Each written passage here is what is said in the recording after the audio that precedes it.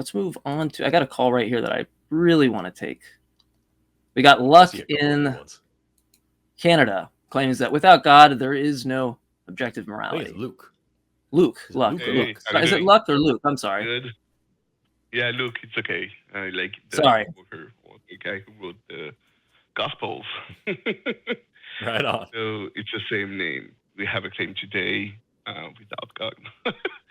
There is no objective morality. You have a question today about is God good? So that was what I was looking at. And I said, oh, let's talk about that. Sure. Good. So I'm assuming without. Are you a theist yourself? You believe in a God and you believe that we get morality from that God? Is that what I'm getting? Yes. Who is speaking? Is it Mike? I'm Forrest. Hi. Forrest. Hi. Yeah, nice to hear from you. Sorry, I don't know whose voice is whose. So, all right. So I have your name on No worries, Luke. We'll just worry about the content of what we're talking about. Yeah. So the answer to your question? Well, I'm asking what's the argument for the claim, because I don't see that follows, right? Because there's like positions like moral naturalism or like moral non-naturalism, and you can be an atheist, and in fact, many philosophers do. It's like over 50% of academic philosophers who are an atheist do hold that position. I don't hold that position, but they do. So what's the issue with an atheist holding objective morality? Like what's wrong with that? Well, how can it be objective? How can you claim that it is true whether you want it or not? Like, well, they're going to claim that it's independent. They're going to claim that it's independent of minds, right? So that's what typically when we talk about objective or subjective, typically like the way that a lot of people parse this out is mind independent or stance independent. So like my shoe in front of me right now, for example, like it's independent of like my stance or my opinion, like it's in front of me. It's independent of my mind. And we could look at my shoe and go, okay, yeah, there's this mind independent object, right? That's going to be like an objective fact. And so what somebody who's a moral naturalist would argue for is they're going to say that there are natural facts in the world that ground why we ought to do something. Now, whether I agree to that is a separate notion, but there are positions that's held and they're not dependent on that. But I find it ironic because I take it that your position can't actually have objective morality at all because it's dependent upon a mind, the mind of God or the nature of God. But if we had like an evil God or a different set of properties for God, I mean, would you think that he can just determine what's good just because he just looks at his nature? Because that seems to be pretty subjective to me. Yeah, so it seems subjective because you are not going... the creator, God is the creator, is the one who created everything. So he created even the shoe that you have in front of you. What makes the shoe in front of you something objective is because it is part of the creation, right? So when you say that God has objective morality, it means that he knows everything that goes into account when he claimed that this action is good or this action is bad. It's talking about actions. It's not talking about general rules, well, right? Let me ask you. I talk to atheists are many people I talk to that are atheists think of general rules like you shall not kill and lie and those kind of rules. What I'm talking about when I talk about objective morality, it's a specific thing. So what you did yesterday, or how you did it yesterday, or this kind of thing. That you have a kind of a tool that is given by the atheist community to say, okay, I can say that it is good. What I did yesterday was good. And I have reasons to believe that it is good. But is it objectively good what you did yesterday? And that's where I say, well, no, there is no objectivity because people will be able to say, well, I disagree with you. And right. I get where you're coming from. And I think there's a way around it. And because we obviously like where I want to go immediately, like when you talk about this, my initial gut reaction is let's talk about God's morality. And you know, that's one of the reasons we put that question in the chat, is God good? Because I don't think so. I think the God on offer in the Bible is a monster. And I don't like that. But we don't actually have to parse that out, because we can find objective ways to talk about morality beyond your worldview or mine. So for example, can we agree that like human health and nutrition and well-being and things like that, those are objective scientific facts, right? Good or facts? I'm sorry. Facts. Objective good or facts? Is it good to be objective healthy or? No, I mean to say, is it a fact that, you know, these types of things are bad for human health and these types of things are good for human health? That can be science. That has nothing to do with morality, right? I understand. In that sense, good or bad, in the sense that you want to have a perfect health, you have an idea of what a perfect health is. But then again, you will have people say, well, it is perfect to have one less leg, you know, like amputees. Well, I'm not. All I'm saying is that we can agree. It is objectively not true that it is good to have two legs, right? Right. Well, what I'm trying to say is, regardless of, you know, Christianity, regardless of atheism, take all this out of there, we can say objectively, and I'm not talking about good or evil or bad or whatever like that, just that we can say that we know, you know, humans are animals, and just like any animal, we can tell what makes them healthy and what makes them mentally and physically sound.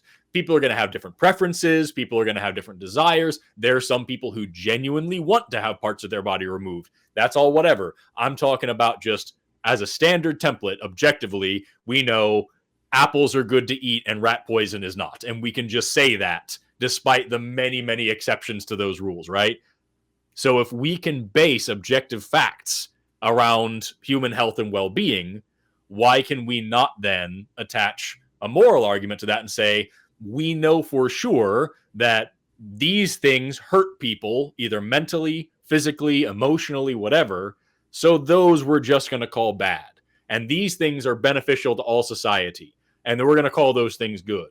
And now we have an objective way to measure our actions based on science, not based on religion or theology or anything like that, to say this is improving the lives of everybody and this is hurting them, killing them, raping them, torturing, whatever. We're going to call those things bad things. Why is that not an okay thing to do? Because it's a general rule. It doesn't tell you about what you did yesterday. It doesn't have to. Yesterday, I didn't rape or murder anybody. And I did do some things that made people happy. So I can call those good things. So I'm curious, because I'm curious where you think this morality is coming from. Like, or at least I want to see where you think like the ought lies and like what we should do and where it matters in certain circumstances. Okay. So let's imagine like world A, right? That you like, there's someone throws a baby or something, you know, throws a person off a building, something horrible, right? Something that we would probably both agree shouldn't be done, right? But let's say, you know, it's an innocent, they just come up to somebody, they just do it, no provoked reason, and God exists in that world, right? That's world A, right? Presumably you think that's wrong, right? In that world, right? Correct. Okay, so now let's think of world B. Hold on. Now let's think of world B. Remove the God and we throw the child or the human off the building. Is there anything wrong there, do you think? Yes, it's still wrong to do. So there you go. So you just defeated your own point because you didn't need listen. You didn't need God to tell me that something was wrong. In fact, we removed God from world B, and you just agreed with me that you care about the victim. I'm happy that you said that, because I get responses from people that say, no, it wouldn't be bad if there's no God in that world, which is like, what? You don't actually, so what you're telling me is you don't care about the victim or the consequences. Like none of the actual situation matters. It's just like whether or not like some sky dad's watching it happen or like made it happen. Like that makes no sense.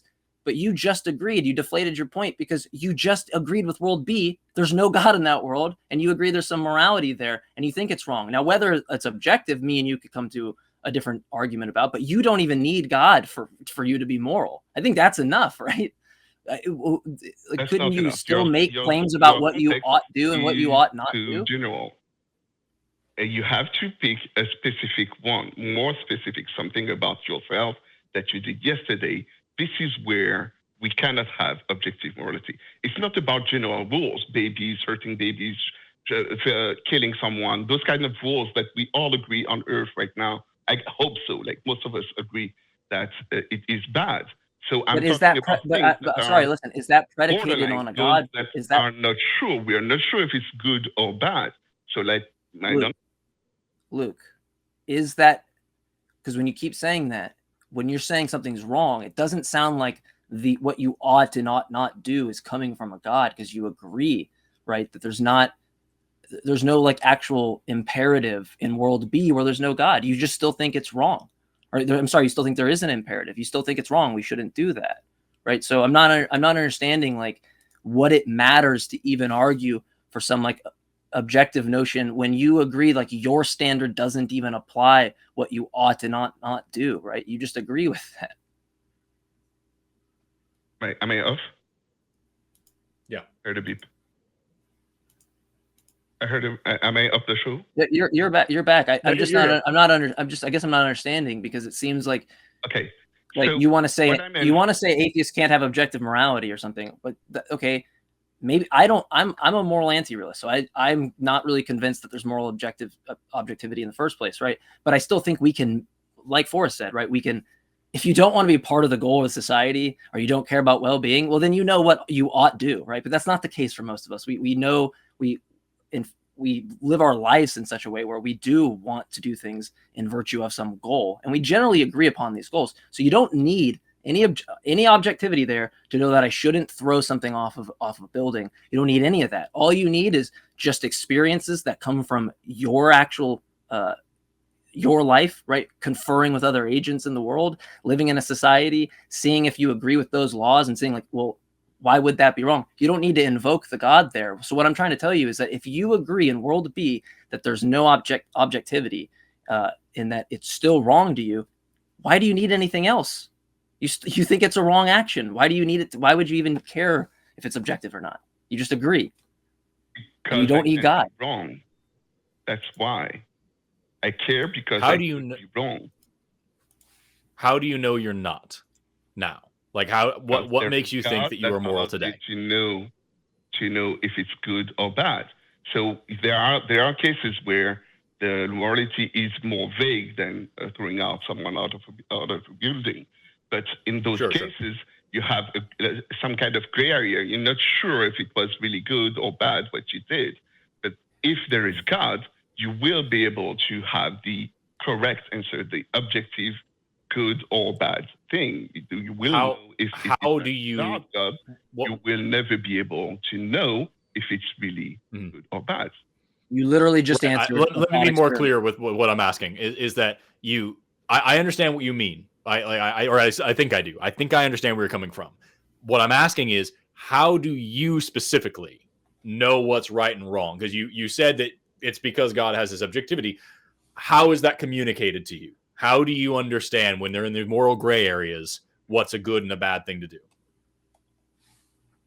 God tells us what is, if it was indeed good or bad. He is speaking. How does he tell you? Those who pray to him. How does he tell you? How does he tell you? There are many ways to tell you. Prayer is one of them, and there are people that are around that you can ask them to ask God, right? Okay, so let me ask you this then. If you have this open communication line with God and you're able to determine good and bad, what happens if you get a message through prayer, through somebody else, than the Bible, however you get your most reliable messages from God, right? What if you got a message to tell you to do something evil, something that was very clear, throwing the person off the building, that example, right? What if you prayed and like, what's this the right thing to do? And the very obvious message that you got was, you need to squash this baby. You need to throw this person off. Would that then become a good thing to do? No. Why? God told you to do it. It's not one of those cases. Well, the cases I speak of are cases where it's more gray. The case that you presented is not a gray zone. smashing a baby. Right. I'm trying to get away from the gray zone for these examples because I want to make sure that we can't have a discussion of, well, is it really okay to support this company if they have these business practices? A bunch of nonsense. I want to make it very, very, very obvious. So if God gives you a very obviously bad, evil, immoral command to do something that is very wrong, but it comes from God, is that now a good thing to do? Take moral gray area out of it. Just very clear, black and white. If God tells you to murder somebody who is innocent, is that now a good thing to do? So I don't. The answer is I don't know. To your question, the reason why I don't know. Why don't you know? This I was going to tell you. So I didn't mean to interrupt you. I apologize. Yeah, the reason why I don't know is because this situation never happened and is more likely to never happen in the future. The situation where God will ask me. Well, I'm asking you to do a thought experiment. Like, what would happen if? And yeah, so the answer is I don't know. I don't have any tool to know what would happen in this hypothetical situation that's never happened before. So I want to press you on that just a little bit more, and then I'm going to give you my answer.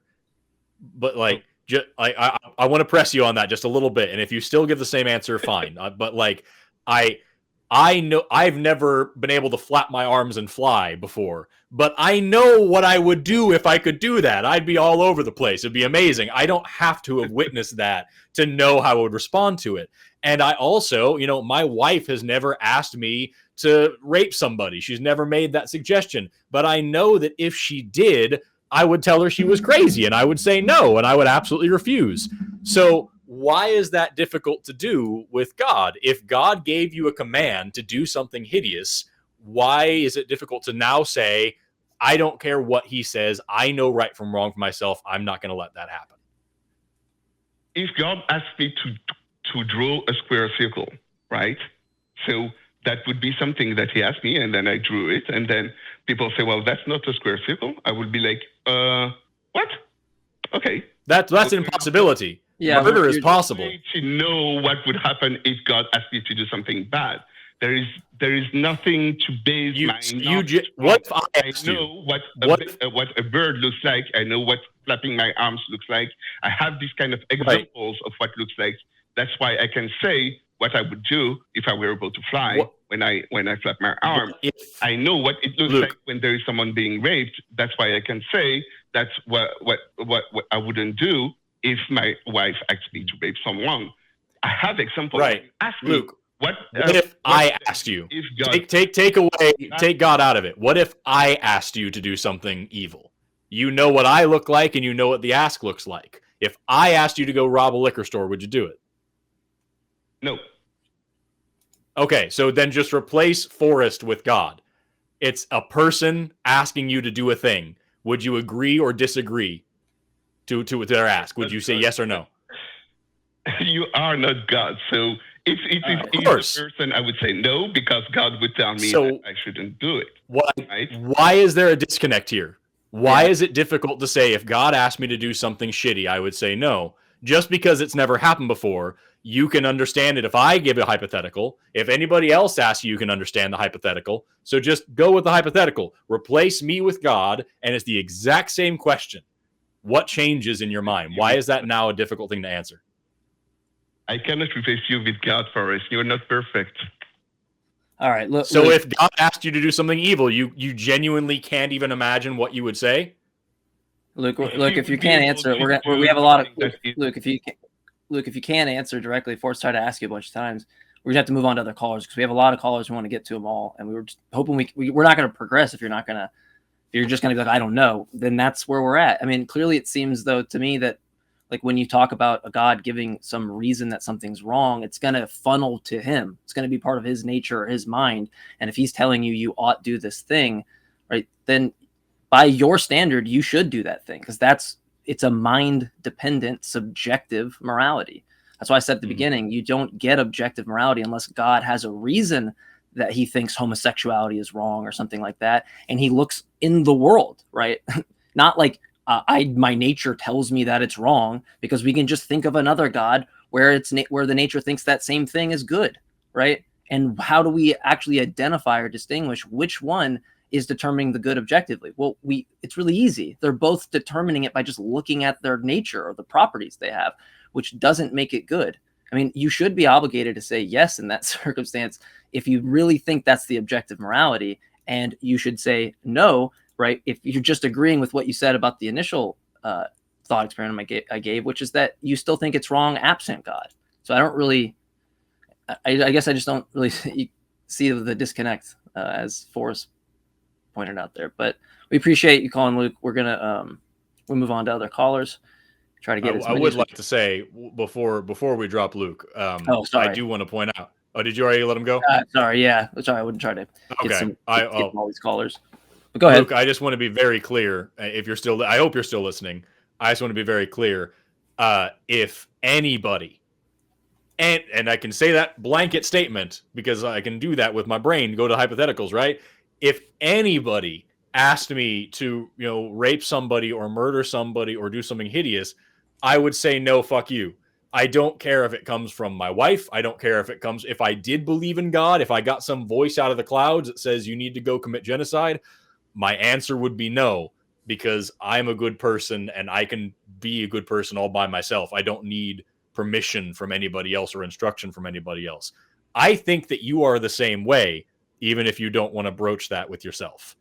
I think that you're being, deliberately dishonest in the way you were thinking about your God. I think that you were a good person. I think you are a good person no matter what you think.